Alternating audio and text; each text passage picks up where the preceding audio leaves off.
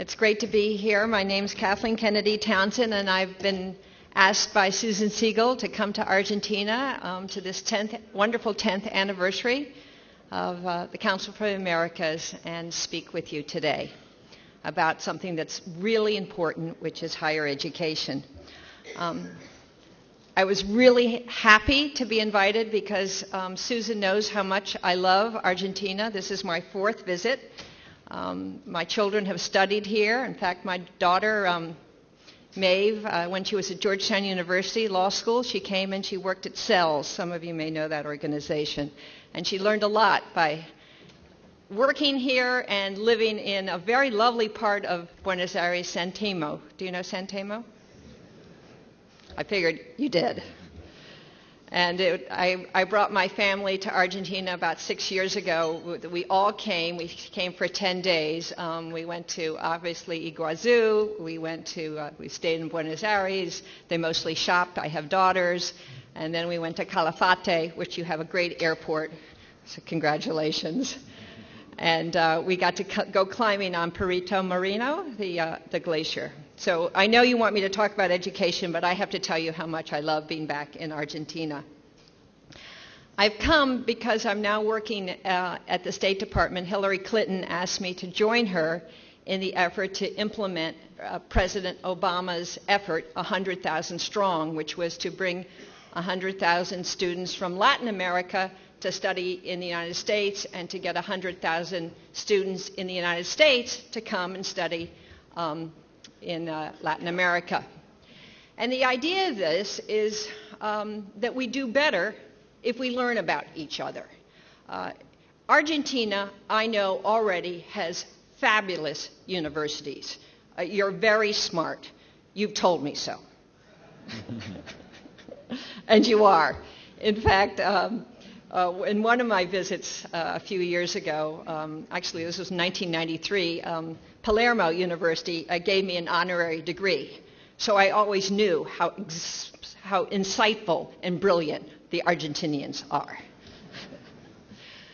But what I also know is that even if you have the best universities, and you do, you are terrific, even if you do great science, STEM, science, technology, engineering, and mathematics, which you do, it's not enough to be able to compete in a global economy. It's not enough to be great in your own culture, in your own city, or in your own country. You have to expand beyond that. And I say this, it's hard to do when you're already the best.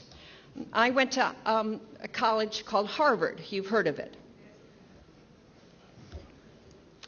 And when I was at college at Harvard, unlike many of my friends, they did not have study abroad programs because they thought they were so smart that nobody could learn from them. And I thought Harvard didn't know what they were talking about, so I left. And I went and I studied in another country because I realized that you can't learn everything in your own country. You have to expand. And I've done that. Each of my children have studied abroad. As I said, one came to Argentina. And I learned it, especially, I have to tell you, last night. We had a terrific speaker last night, the head of the Supreme Court. And he talked about the importance of diversity. And I looked at the audience, and I have to tell you, it reminds me of the audience this morning. Mostly white guys and about 3 women. Thank you for laughing. And I thought, this didn't look really diverse to me. And so I asked the president what he meant by diversity, and he talked, the head of the Supreme Court. So then I thought, well, that's an interesting answer. I didn't understand it really. So I then asked everybody at my table what they meant by diversity. And I got 7 different answers. One said, they all agreed it was not women and minorities, which it would mean in the United States. Some said it meant parts of government, that you had to have the executive, the legislative, and the judicial branch be part of government. And others said, well, he was really talking about how in Argentina you have a rural constituency and an urban constituency. Somebody else said, no, what he's really talking about is that we have a number of people living in poverty, and so we have to get the poor and the middle class and the rich to see that we have to work together. Somebody else said, no, by diversity he meant ideological diversity, because we have different parts of it. People believe different things, and they can't get along because they can't understand each other because they think differently. And somebody else said, no, that's not what he meant at all. What he really meant is that in Argentina you have something called like a winner-take-all mentality, and therefore if you win the election or if you win something, you get to do what you want and you don't have to care about the losers. What do you think? What is said to me is, if you have a country in which everybody thinks they have the different words and each thing means differently to themselves, they don't have to explain themselves to people like me who come from the outside, right? I like a little audience reaction. And if you had a large, diverse population that came from the United States or from Europe or from any place else, then the language becomes clearer. And then we have to say what we mean all the time. And people don't guess what it is that the head of the Supreme Court is saying. So, and partially, it's just helpful in terms of communication to have 100,000 strong, to have this exchange. But it's also important in terms of, and you had a wonderful speaker here earlier talking about the importance of entrepreneurship. What we have found in my own country about entrepreneurs, where do we have our best entrepreneurs? 3 things make a difference. It used to be that the best businesses where you had the rivers, which is probably why Buenos Aires grew originally, because you had a fabulous river. But today, rivers they still matter. Don't get me wrong. But what also matters is the strength of your universities,